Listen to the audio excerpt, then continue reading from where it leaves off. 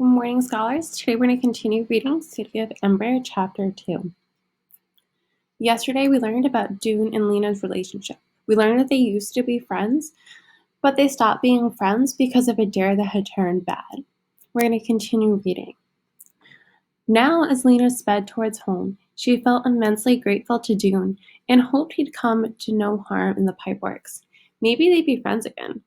She'd like to ask him about the pipeworks. She was curious about it. When she got to Greystone Street, she passed Clary Lane, who was probably on her way to the greenhouses. Clary waved to her and called out, "What job?" Lena called back, "Messenger," and ran on. Lena lived in Quilliam Square, over the yarn shop run by her grandmother. When she got to the shop, she burst in the door and cried, "Granny, I'm a messenger!" Granny's shop had once been a tidy place where each ball of yarn and spool of thread had its spot on the cubby holes that lined the walls. All the yarn and thread came from old clothes that had gotten too shabby to be worn. Granny unraveled sweaters and picked apart dresses and jackets and pants. She wound the yarn into balls and thread onto spools, and people bought them to use in making new clothes. These days, the shop was a mess. Long loops and strands of yarn dangled out of the cubby holes, and the browns and grays and purples were mixed in with the orchards and olive greens and dark blues. Granny's customers often had to spend half an hour unsnarling the rust-red yarn from the mud brown or trying to fish out the end of a thread from a tangled wad. Granny wasn't much help. Most days, she just dozed behind the counter in her rocking chair. So we just learned some information. So we learned that the yarn shop is different than it used to be. Once it was neat and tidy, and now it's messy. I'm wondering if this changed because Granny, she got older, and maybe now she's not doing as well.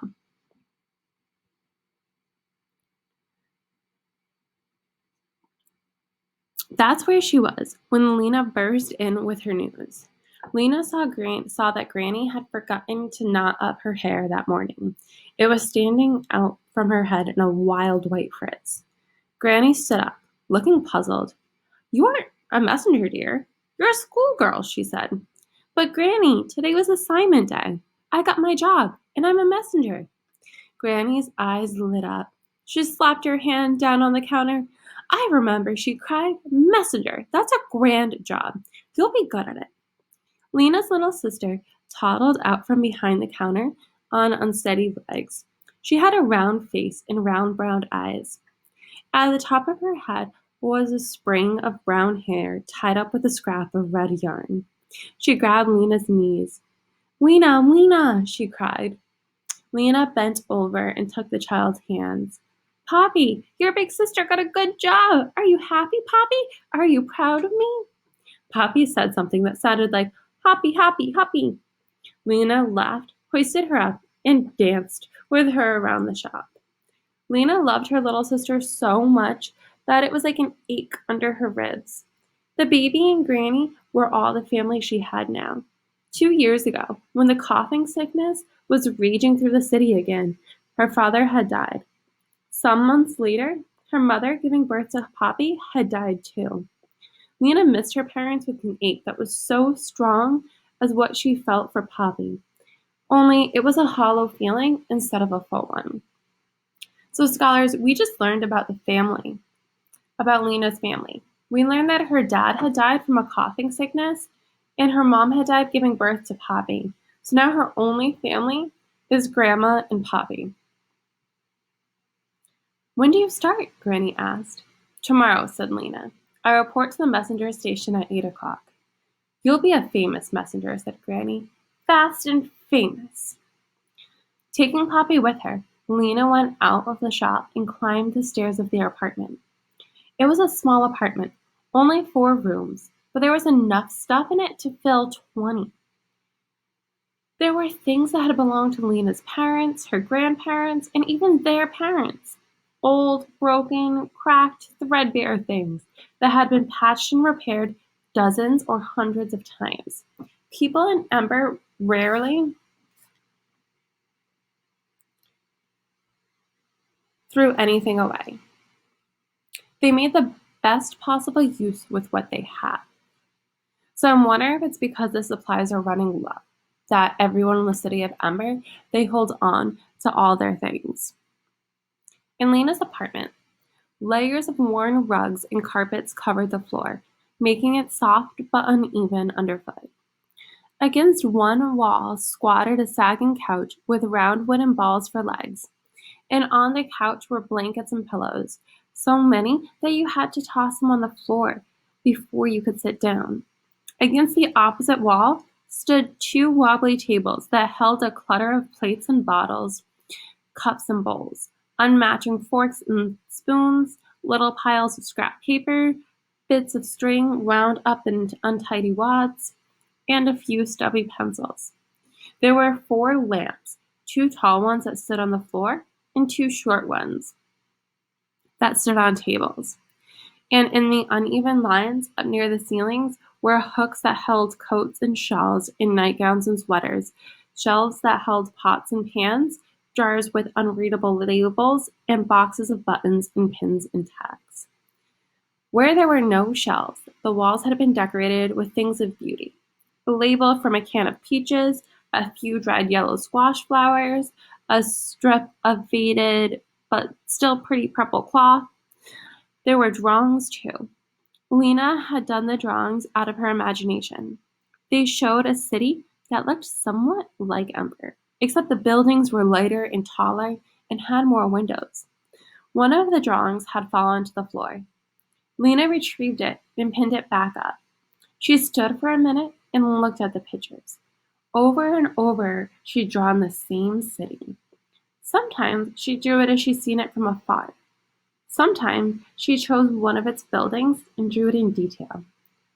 She put in stairways and street lamps and carts. Sometimes she tried to draw people who lived in the city, though she wasn't good at drawing people. Their heads always came out too small and their hands looked like spiders. One picture showed a scene in which the people of the city greeted her when she arrived, the first person they had ever seen to come from elsewhere. They argued with each other about who should be the first to invite her home. Lena could see the city so clearly in her mind, she almost believed it was real. She knew it couldn't be, though. The book of the city of Ember, which all children study in school, taught her otherwise. The city of Ember was made for us long ago by the builders, the book said. It's the only light in the dark world. Beyond Ember, the darkness goes on forever in all directions. Scholars, it seems to me that the city that Lena's imagining is very similar to ours. She's drawing almost the world which we see. Lena had been to the outer border of Ember. She had stood at the edge of the trash heaps and gazed into the darkness beyond the city, the unknown regions. No one had ever gone far into the unknown regions, or at least, no one had gone far and returned. And no one had ever arrived in Ember from the unknown regions either. As far as anyone knew, the darkness did go on forever. Still, Lena wanted the other city to exist. In her imagination, it was so beautiful and it seemed so real. Sometimes she longed to go there and take everyone in Ember with her. But she wasn't thinking about the other city now. Today she was happy to be right where she was. She sat Poppy on the couch. Wait here, she said. She went into the kitchen where there was an electric stove and a refrigerator that no longer worked and was used to store glasses and dishes so Poppy couldn't get at them. Above the refrigerator were shelves holding more pots and jars, more spoons and knives, a wind-up clock that Granny always forgot to wind, and a long row of cans. Lena tried to keep the cans in alphabetical order so she could find what she wanted quickly, but Granny always messed them up. Now she saw there were beans at the end of the row and tomatoes at the beginning. She picked out a can labeled baby drink and a jar of boiled carrots, opened them, poured the liquid into a cup and the carrots into a little dish, and took these back to the baby on the couch. Poppy dribbled baby drink down her chin. She ate some of her carrots and poked others between the couch cushions. For the moment, Lena felt almost perfectly happy. There was no need to think about the fate of the city right now. Tomorrow, she'd be a messenger. She wiped the orange goop off of Poppy's chin. "Don't worry," she said. "Everything will be all right." So we're going to stop here for today. It looks like the author at the bottom of the page here says, "Don't worry," she said. "Everything will be all right." I wonder if this is a foreshadow. I wonder if everything will be all right. Let's think about that as we answer our response for today.